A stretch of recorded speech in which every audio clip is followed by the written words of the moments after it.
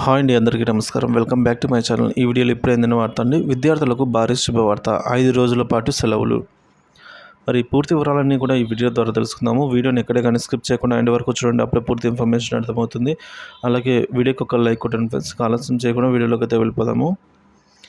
ఇక విషయానికి వచ్చినట్లయితే, బంగాళాఖాతంలో ఏర్పడిన అల్పపీడనం ప్రభావంతో గత 2 రోజులుగా కురిసిన వర్షాలకు జనజీవనం స్తంభించిపోయింది.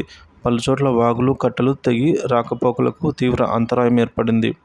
24 గంటల పాటు కురిసిన ఈ కుండపోత వర్షాలకు ఉమ్మడి ఖమ్మం, నల్గొండ, వరంగల్ జిల్లాల్లో వరదలు వచ్చాయి.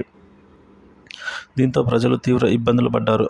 అయితే మరో అల్పపీడనం నుంచి పొంచి ఉందన్నమాట. సో రేపటి నుంచి బంగాళాఖాతంలో మరో అల్పపీడనం ఏర్పడుతోంది. దీని కారణంగా తెలంగాణలోను మరియు ఏపీలో భారీ వర్షాలు అయితే పడనున్నాయి. ఈ రోజు నుంచి తెలంగాణలో 5 రోజులు మోస్తారుగా వానలు అయితే కురుస్తాయని హైదరాబాద్ ఐఎండీ అధికారిని శ్రావణి గారు చెప్పారు. ఖమ్మం, కొమరం భీం, ఆసిఫాబాద్, భూపాలపల్లి, కొత్తగూడెం, మహబూబాబాద్ జిల్లాలకు సంబంధించినటువంటి భారీ వర్షాలు కురిసే సూచన అయితే చేశారు. ఈ తరుణంలోనే విద్యార్థులు విద్యాసంస్థలకు వెళ్ళే అవకాశం లేకపోవడంతో ఖమ్మం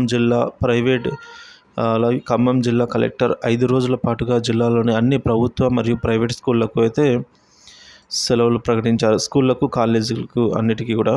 సో ఈ మేరకు ఆదేశాలు అయితే జారీ చేయడం జరిగింది. సో మొత్తానికైతే ఈ విధంగా భారీ వర్షాలను దృష్టిలో ఉంచుకొని, ఈ పరిస్థితుల్లో ఎలాగో స్కూల్కు కాలేజీకి వెళ్ళడం జరగదు కాబట్టి సెప్టెంబర్ 6 నుంచి ఈ సెలవులు అయితే ఉండబోతున్నాయండి. ఇక సెప్టెంబర్ 6న శుక్రవారం సెలవు, అలాగే సెప్టెంబర్ 7వ తేదీ వినాయక చవితి, సెప్టెంబర్ 8వ తేదీన ఆదివారం కావడంతో సెలవు, 9వ తేదీన మరి తెరుచుకుంటాయని కూడా చెప్తూ ఉన్నారు.